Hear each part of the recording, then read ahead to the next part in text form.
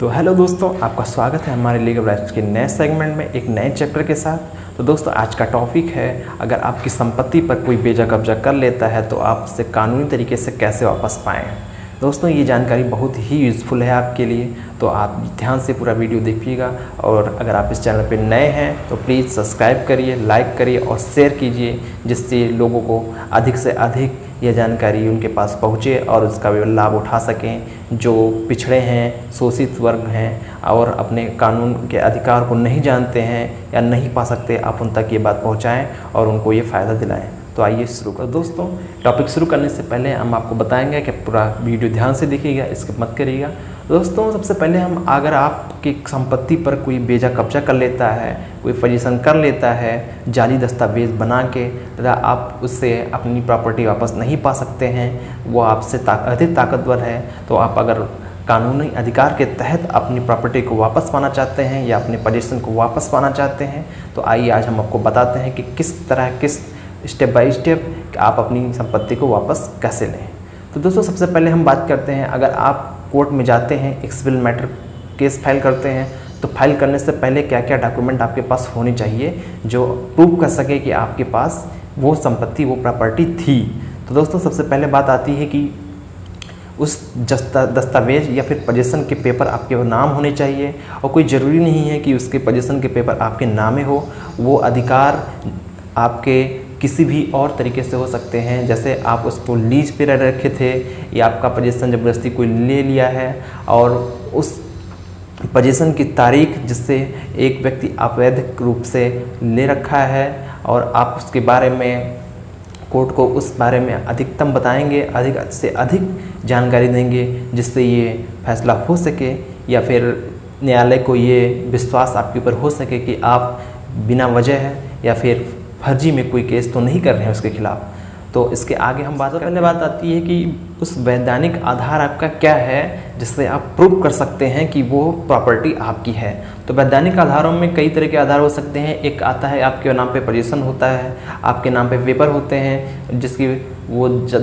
जाली दस्तावेज बना के आपकी प्रॉपर्टी को ज़बरदस्ती अपने अधिकार में ले लिया है उसने, और आप उससे पीछा नहीं छुड़ा पा रहे हैं या फिर अपने कब्जे में उसको वापस नहीं ले पा रहे हैं। दूसरा हो सकता है कि आप अगर उस कानूनन प्रक्रिया के तहत आप उसके या फिर लीज के अधिकार से संबंधित हैं, आप उसको लीज पे ले रखे थे और वो ज़बरदस्ती आपकी प्रॉपर्टी पर कब्जा कर रखा है।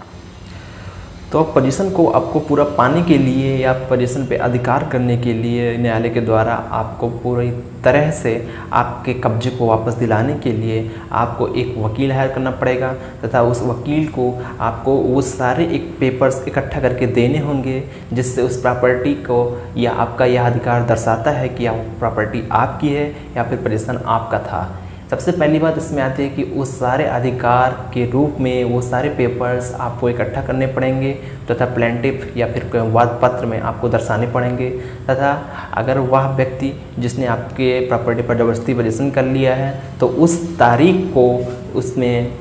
डालना पड़ेगा। उसके बाद वो बात आती है कि अगर आपके पास रिकॉर्ड है कि आपके पास वो पोजीशन था, तथा उसके बाद दूसरा व्यक्ति जिसने आपके पोजीशन को मतलब आपकी प्रॉपर्टी पर पोजीशन ज़बरदस्ती कर रखा है, उसकी तारीख तथा उसको पोजीशन करने के टाइम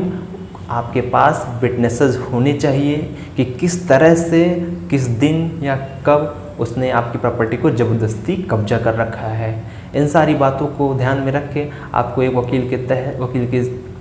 साथ एक न्यायालय में सिविल केस फाइल करना पड़ेगा, तथा न्यायालय को यह सेक्शन 9 में सिविल कोड में अधिकार है कि वह सारे सिविल से संबंधित अधिकारों का उपयोग करके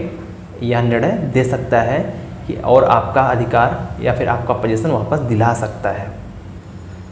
तथा सबसे बड़ी बात यह निकल के आती है कि एक कानूनी दस्तावेज आपके पास होना चाहिए, तथा वह दस्तावेज किस रूप में होना चाहिए। सबसे पहले ये आता है कि उसमें यह कब्जा जरूरी नहीं कि दस्तावेज आपके पास एक स्वामी के रूप में ही हो, वह दस्तावेज एक लीज पर ली गई प्रॉपर्टी के रूप में भी हो सकता है, तथा बताया जा सकता है कि हाँ, इस फला डेट में हमने ये प्रॉपर्टी अब लीज पे ली थी या इतना वैधानिक कब्जा था मेरा, और इसके बाद फला व्यक्ति ने अपने ज़बरदस्ती हक से या फिर मेरे मर्जी के बगैर वह प्रॉपर्टी कब्जा कर रखा है और मुझे यह वापस चाहिए। इसके बाद आता है कि सबसे मोस्ट इम्पॉर्टेंट बात यह आती है कि अगर आपकी प्रॉपर्टी किसी ने ज़बरदस्ती जबरन कब्जा कर रखा है और 12 वर्ष से जिस डेट से उसने जबरन कब्जा कर रखा है उसके बीतने के 12 वर्ष तक अगर आप उस पर दावा नहीं करते हैं तो वह प्रॉपर्टी आपके हाथ से निकल जाती है। उसके बाद न्यायालय भी कुछ नहीं कर सकता, क्योंकि कहा गया है, सुप्रीम कोर्ट लेटेस्ट जजमेंट है कि अगर आपके पास कानूनी अधिकार के तहत दावा करने का टाइम निकल जाता है या नहीं होता है तो आप उस पर पूर्णतः आप कब्जा करने के अधिकारी नहीं होंगे, वह प्रॉपर्टी उस व्यक्ति के नामे ऑटोमेटिक हो जाएगी। इसलिए समय रहते हुए अगर आप उस पर दावा नहीं ठोकेंगे तो वह आपकी प्रॉपर्टी आपके हाथ से निकल जाएगी। तो दोस्तों कैसी लगी ये जानकारी कमेंट बॉक्स में ज़रूर बताइएगा तथा कमेंट करें, शेयर करें और सब्सक्राइब करना ना भूलें। ऐसे ही अन्य कानून की जानकारी हम आपको देते रहेंगे। धन्यवाद।